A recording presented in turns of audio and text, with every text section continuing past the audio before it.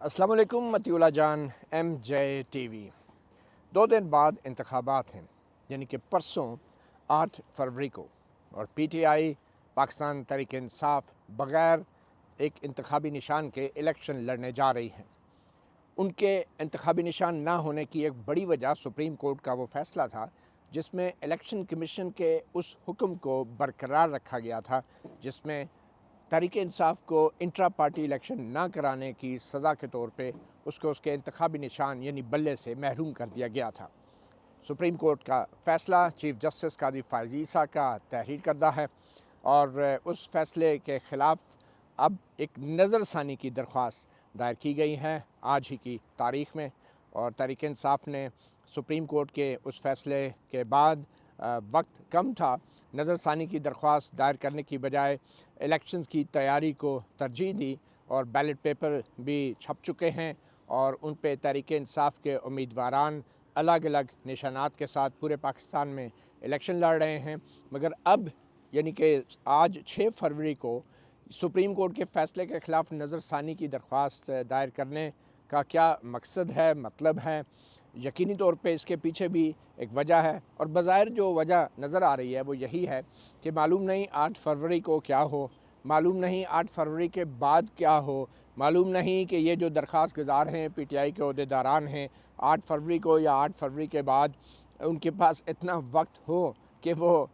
13 फरवरी की जो डेडलाइन है, क्योंकि 13 जनवरी का ये फ़ैसला है, 1 महीने के अंदर नज़रसानी दायर होनी होती है, तो क्या वो 13 फरवरी से पहले नज़रसानी दायर कर सकते हैं। और ख़ास तौर पे 8 फरवरी के बाद कुछ मालूम नहीं। और ख़ास तौर पे तहरीक इंसाफ के जो हालात वाक़यात चल रहे हैं उसमें यकीनी तौर पे ये कहना मुश्किल होता कि 8 फरवरी के बाद तहरीक इंसाफ के ये जो अहदेदारान हैं जिन्होंने ये नज़रसानी दरख्वास्त दायर की है ये दस्तयाब होते या इवन के सुप्रीम कोर्ट भी आ सकते। तो हिफ्ज़ मुक़द्दम के तौर पे ये नज़रसानी की दरख्वास्त जो है वो आज ही की तारीख़ में यानी इलेक्शन 8 फरवरी को है तो 2 दिन पहले ही दायर कर दी गई है। अब कम से कम कानूनी तौर पे सुप्रीम कोर्ट के सामने ये मामला एक बार फिर ज़िंदा हो गया है कानूनी तौर पे। अदरवाइज़ बैलेट पेपर पे तो बल्ले का निशान है नहीं, मगर फिर इलेक्शन के बाद की जो सियासी सूरत हाल है उसके लिए भी ये ज़रूरी है कि सुप्रीम कोर्ट इस मामले को इलेक्शन के बाद ही सही मगर जल्द इसकी समाअत करे। या तो इलेक्शन से पहले भी तकनीकी एतबार से तो कुछ भी नामुमकिन नहीं, सुप्रीम कोर्ट चाहे तो अभी भी बेंच लगा सकती है शाम को, रात को या कल सुबह। मगर उसमें फिर ये हो सकता है कि अगर आज रात या कल सुबह अगर सुप्रीम कोर्ट बेंच लगाती है तो उसका एक ही मतलब होगा कि कम से कम जो फ़ैसला आया है उसमें कुछ वज़ाहत ज़रूर हो जाए कि बल्ले का निशान ना होने से मुराद क्या है और जो आज़ाद उम्मीदवार अपने अपने निशानात पे इलेक्शन जीतेंगे क्या वो PTI के ही वफ़ादार होंगे, कानूनी तौर पे पाबंद होंगे कि PTI के हदायत पे अमल करें, या फिर वो जैसा कि कहा जा रहा है कानूनी तौर पे आज़ाद होंगे। तो इलेक्शन से पहले अगर इस किस्म की कोई वज़ाहत सुप्रीम कोर्ट की तरफ से आती है तो ये भी PTI के लिए एक बहुत बड़ा हौसला होगा। मगर इलेक्शन के बाद भी सुप्रीम कोर्ट की तरफ से इस तरह की कोई वज़ाहत आना बड़ा ज़रूरी होगी। और अगर PTI के आज़ाद उम्मीदवार इधर उधर जाएंगे, जीतने वाले जो उम्मीदवार हैं, तो उसमें भी ये नज़रसानी की दरख्वास्त अगर सुप्रीम कोर्ट लगा लेती है और अगर ये दरख्वास्त मुस्तरद भी हो जाती है और कहती है कि अब तो इलेक्शन हो गया, अब नज़रसानी की दरख्वास्त वैसे भी इन्फेक्शस हो गई, अब वो फ़ैसला सुप्रीम कोर्ट वापस भी अगर लेगी तो उसका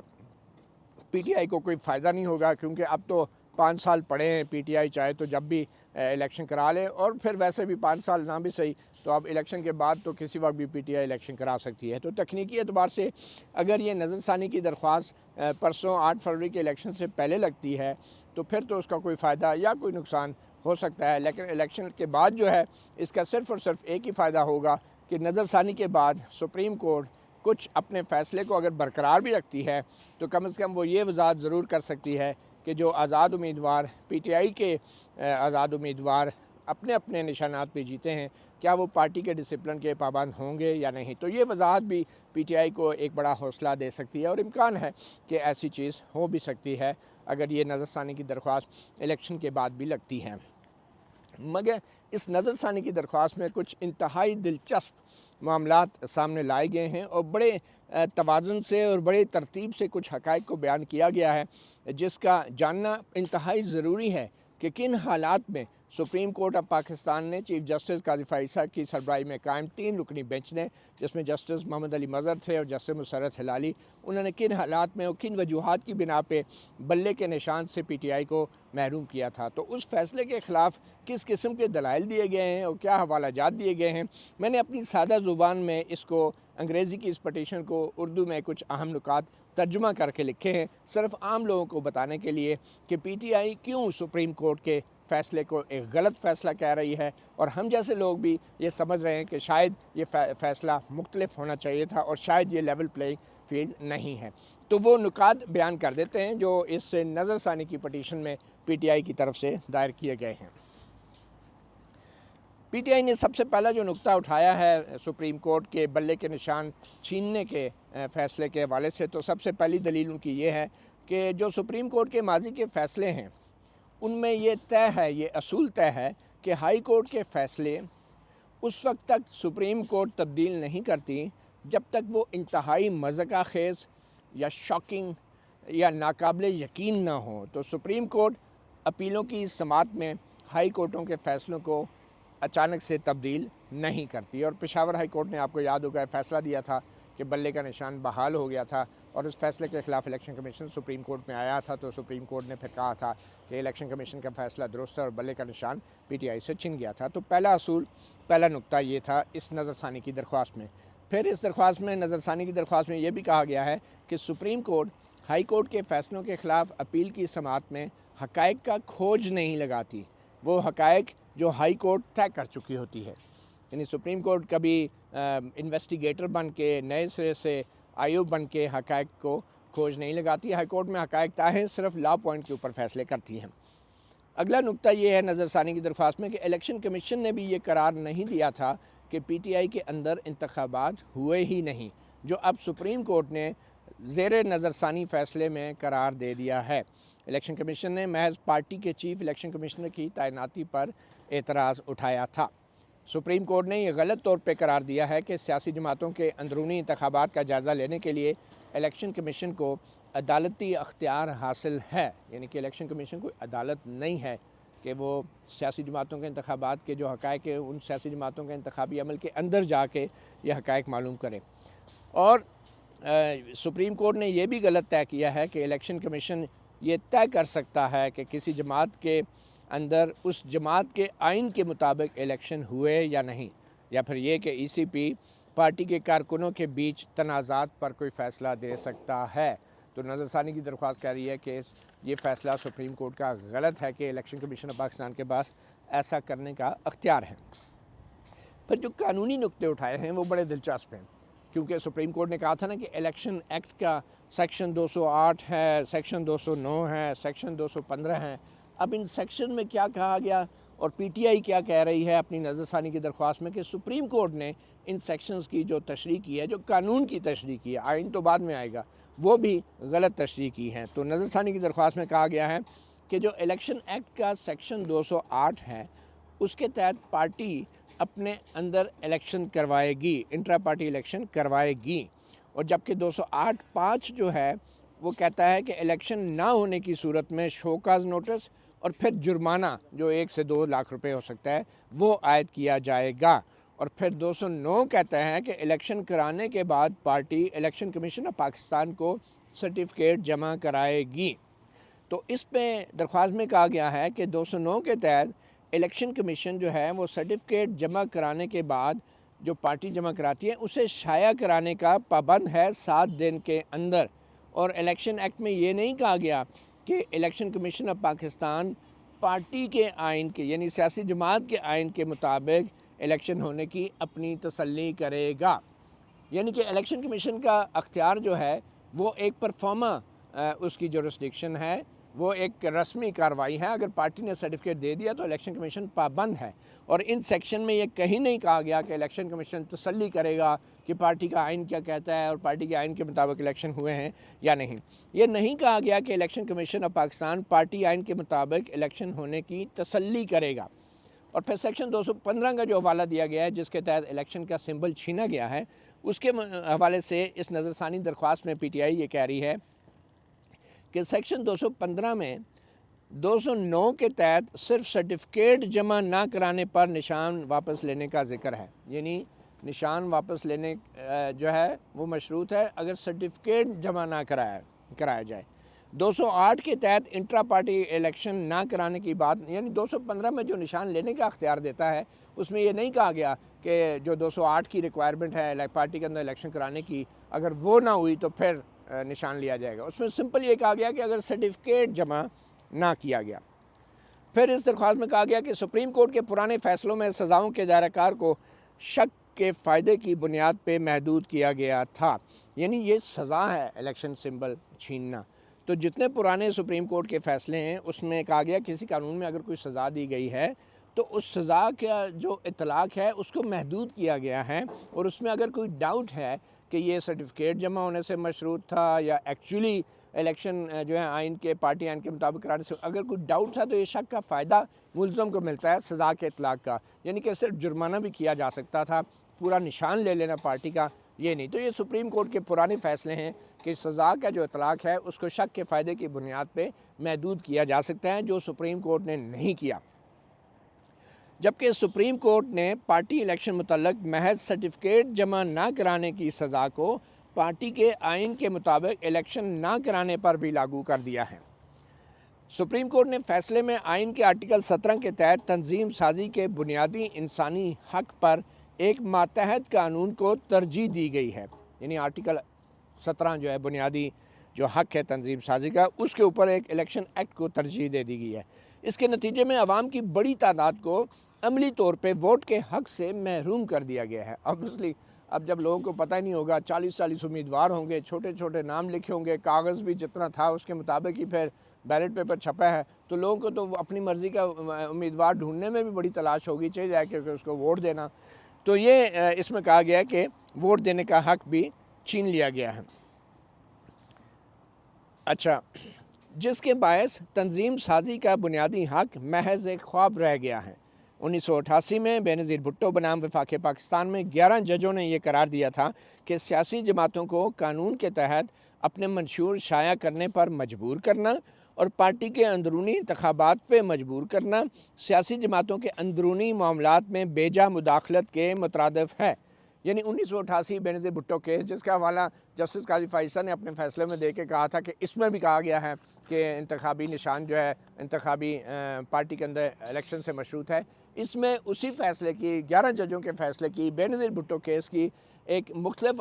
ज़ाविया पेश किया गया और कहा गया है कि जो चीफ जस्टिस अपने फ़ैसले में लिख रहे थे कि बेनज़ीर भुट्टो में ये कहा गया है, उनकी तशरीह गलत है। उस फ़ैसले में जो असल बात की गई थी वो ये थी, और उसमें उस फ़ैसले के जुमलों को दोहराया है, उस अल्फाज को भी दोहराया है इस नज़रसानी दरख्वास्त में कि बेनज़ीर भुट्टो में कहा क्या गया था। तो इस दरख्वास्त में वो जुमले क्या हैं जो बेनज़ीर भुट्टो के केस में 1988 में 11 जजों ने कहा था। वो ये था, किसी सियासी जमात के अंदरूनी मामलात को कंट्रोल करने के लिए उस जमात को अपने इंतखाबी मंशूर शाया करने पर मजबूर करना, गाहे बगाहे पार्टी के अंदर इलेक्शन कराने के लिए मजबूर करना, पार्टी के आइन में तरामीम को शाया करने की शर्त लगाना, सियासी जमातों के अंदरूनी मामलात में बेजा मुदाखलत और इंसानी हकूक़ के आज़ादाना नफाज पर एक बंदिश है, एक पाबंदी है। और फिर ये कहा गया नज़रसानी दरख्वास्त में कि जिस तरीके से सुप्रीम कोर्ट ने बेनज़ीर भुट्टो 1988 के इस फैसले को ना सिर्फ ये कि मुकम्मल तौर पर नज़रअंदाज किया बल्कि इसका गलत इस्तेमाल भी किया, और वो नाकाबिले यकीन है। और ऐसा करते हुए सुप्रीम कोर्ट ने जमहूरी अमल में रुकावट डालते हुए ये भी कह डाला कि अदालत बेनज़ीर भुट्टो केस के फ़ैसले से मुकम्मल इत्तफ़ाक़ करती है, और ये करार दे के कि मतलब ये निकाला गया कि सियासी जमातों के अंदर इंतखाबात बहुत ज़रूरी होते हैं। ज़ाहिर है किसी ने ये तो नहीं कहा था कि ज़रूरी नहीं होते, असल इशू ये है कि उसकी सज़ा कितनी हो सकती है। आइन के आर्टिकल 8 के तहत कोई भी कानून आइन में दर्ज बुनियादी हक से मुतसादम हो तो आइन में दर्ज बुनियादी हक हावी होता है। यूँ आइन के आर्टिकल 17 के तहत तंजीम साजी के बुनियादी इंसानी हक को इलेक्शन कानून पर तरजीह देते हुए आइन और कानून को मिलाकर तशरीह करना ज़रूरी थी। जनरल मुशर्रफ के दौर में आइन के आर्टिकल 17(4) की जो शिक शामिल की गई थी, जो जमातों के अंदर इलेक्शन लाजमी करार देती थी, उसका मतलब नवाज शरीफ और बेनज़ीर भुट्टो को सियासत से बाहर करना था। चलें, पीटीआई को भी नवाज शरीफ और बेनज़ीर भुट्टो के साथ होने वाली ज़्यादतियों का अंदाज़ा हो गया। अब नज़रसानी दरख्वास्त में कह रहे हैं जनरल मुशर्रफ ने जो आइन के आर्टिकल 17(4) के अंदर एक शिक डाली थी, उसमें आइन के अंदर लिख दिया था कि पार्टी के अंदर जो इंतखाबात हैं वो लाजमी हैं। तो आगे जाके बताते हैं फिर उस शिक के साथ हुआ क्या। इसका मतलब नवाज शरीफ और बेनज़ीर भुट्टो को सियासत से बाहर करना था और इसके साथ वजारत उज़्मा के लिए 2 बार की मुद्दत और बीए पास होने की शर्त भी रख दी गई थी, वो जो कवानीन में डाल दी गई थी। इससे वाज़ेह होता है कि सियासी जमातों के अंदर इलेक्शन के अमल को आइन के तंजीम साजी के बुनियादी हक़ से नहीं जोड़ा जा सकता, क्योंकि फिर 18वीं तरमीम में वो 17(4) की जो शिक थी आइन के अंदर, वो 18वीं तरमीम में निकाल दी गई थी, पार्लियामेंट ने निकाल दी थी 18वीं तरमीम से, तो इसलिए उसको वो आइनी दर्जा नहीं दिया गया था। ये फ़ैसला बरसों तक पाकिस्तान में जमहूरी अमल की बुनियादों को कमज़ोर करता रहेगा। ये सुप्रीम कोर्ट चीफ जस्टिस काजी फ़ाइज़ का जो फ़ैसला है उसकी बात हो रही है और इस फ़ैसले से तमाम सियासी जमातें मुतासर होंगी। जमहूरी इक़्तिदार की मुहाफ़िज़ होने के नाते सुप्रीम कोर्ट को देखना होगा कि इसके फ़ैसले के बाद में गैर जमहूरी कुव्वतों के हाथ में हथियार ना बन जाएँ। यानी जो चीफ जस्टिस काजी फ़ाइज़ ने ये फ़ैसला दिया है कि सियासी जो इंट्रा पार्टी इलेक्शन हैं वो होना मस्ट है इंतखाबी निशान के लिए, ये बाद में गैर जमहूरी कुव्वतों के हाथ में एक हथियार बन जाएगा जो तमाम सियासी जमातों के ख़िलाफ़ इस्तेमाल होगा। फिर इस नज़रसानी दरख्वास्त में पीटीआई ये भी कहती है कि सुप्रीम कोर्ट ने गलत कहा कि इलेक्शन कमीशन ने पीटीआई को इंतकामी कार्रवाई का निशाना नहीं बनाया। जून 2022 में कराए गए इलेक्शन और दायर करदा सर्टिफिकेट पर इलेक्शन कमीशन ऑफ पाकिस्तान ने सितंबर 2023 तक कोई एतराज़ नहीं उठाया और ख़ामोश रहा। यानी कि 15 माह तक कोई एतराज़ इलेक्शन कमीशन ने नहीं उठाया, खामोश रही। और फिर 13 सितंबर 2023 को जो फ़ैसला ज़ुबानी सुनाया गया,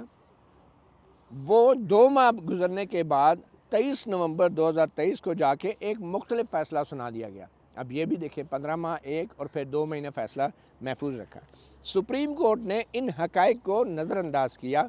सियासी जमातों के अंदर बिला मुकाबला इलेक्शन होना भी कोई गैर मामूली बात नहीं। तो ऐसे में सुप्रीम कोर्ट का ये करार देना कि इलेक्शन कमीशन ने इंतकामी कार्रवाई का हिस्सा का निशाना नहीं बनाया पीटीआई को, इसमें ईसीबी की कोई बदनीयती नहीं है, ये सुप्रीम कोर्ट का एक गलत कंक्लूजन था, एक गलत फ़ैसला है। यानी कि पीटीआई नज़रसानी दरख्वास्त में कह रही हैं कि जो टाइम लाइन उन्होंने दी, पहले 15 माह तक कोई रिएक्शन नहीं दिया, फिर 2 माह तक फ़ैसला महफूज रखा और जब सुनाया तो फ़ैसला ज़ुबानी सुनाया गया, फ़ैसले से मुख्तलिफ था। तो ये कहना कि इंतकामी कार्रवाई का निशाना नहीं बनाया इलेक्शन कमीशन ने पीटीआई को, ये सुप्रीम कोर्ट का गलत फ़ैसला है, जिसके ख़िलाफ़ अब ये नज़रसानी की दरख्वास्त है।